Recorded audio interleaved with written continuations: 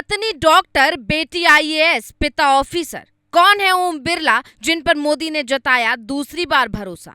आप समझ सकते हैं कि स्पीकर का काम कितना कठिन है कि उसके लिए दोबारा जीतना मुश्किल हो जाता है, लेकिन आप जीत करके आए हैं, इसके लिए एक नया इतिहास आपने गढ़ा।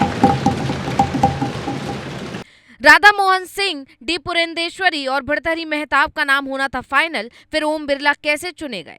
राहुल, अखिलेश और केजरीवाल को क्यों हो रहा ओम बिरला के नाम से दर्द? क्या फिर विपक्ष बाहर बैठेगा?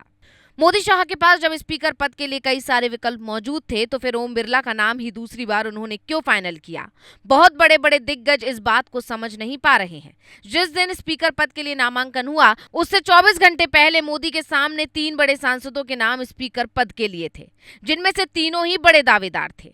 फिर अचानक से ओम बिरला का नाम कैसे फाइनल हुआ? खबर है कि बीजेपी के कई सांसद इस बार नया स्पीकर चाहते थे। नए स्पीकर के लिए राधा मोहन सिंह बड़े दावेदार थे। बिहार के पूर्वी चंपारण सीट से सांसद बने राधा मोहन सिंह छठी बार चुनाव जीते हैं। मोदी सरकार में 2 बार मंत्री भी रह चुके हैं। बिहार में प्रदेश अध्यक्ष भी रहे हैं। सरकार और संगठन दोनों का अनुभव है, इसलिए इस पद के बड़े दावेदार वो माने जा रहे थे। राधा मोहन सिंह की एक खासियत ये भी है कि विपक्ष के कई बड़े नेता भी उनकी बात नहीं काटते। राधा मोहन के अलावा मोदी की टेबल पर जो 2 सांसदों का नाम पहुंचा था, वो था प्रोटेम स्पीकर के पद पर बैठे भर्तृहरि मेहताब का। अगर मेहताब को स्पीकर बनाते तो ओडिशा में अलग संदेश जाता, क्योंकि मेहताब ओडिशा के ही रहने वाले हैं। इसके अलावा तीसरा नाम था डी पुरंदेश्वरी का। अगर इन्हें स्पीकर की कुर्सी मिलती तो टीडीपी खुश हो जाती, क्योंकि डी पुरंदेश्वरी चंद्रबाबू नायडू की बहन है। हालांकि इन्हें कुर्सी मिलने का मतलब था सरकार पर संकट बरकरार होना, क्योंकि स्पीकर की वजह से पहले वाजपेयी जी की सरकार भी गिर चुकी है।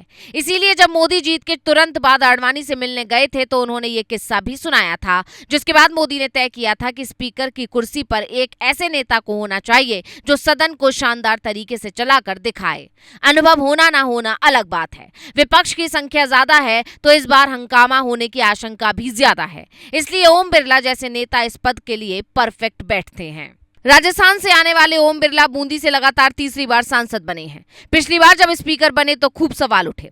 कई लोगों ने कहा अनुभव नहीं है, लेकिन ओम बिरला ने जिस तरह से सदन चलाया, उसकी तारीफ खूब हुई। इनके कार्यकाल में रिकॉर्ड काम हुआ। 222 विधेयक कानून बने, जो 15 सालों से ज्यादा हैं। इनके कार्यकाल में ही 370 हटा, 3 तलाक कानून बना, कई बड़े कानून को मंजूरी मिली। नई और पुरानी संसद दोनों में काम करने का अनुभव है। इनके कार्यकाल में नई संसद बनी।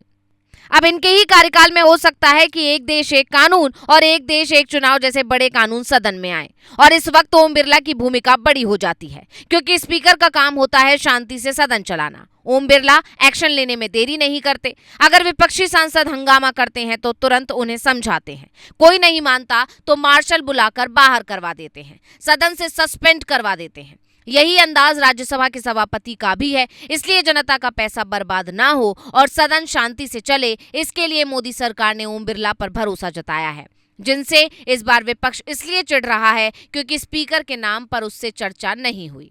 राजनाथ सिंह ने फोन कर कांग्रेस अध्यक्ष मल्लिकार्जुन खड़गे और स्टालिन समेत विपक्ष के कई नेताओं से बात की, सहमति बनाने की कोशिश की, और आखिर में बिरला मोदी से मिलने पहुंचे। तब ये तय हो गया कि ओम बिरला ही स्पीकर होंगे।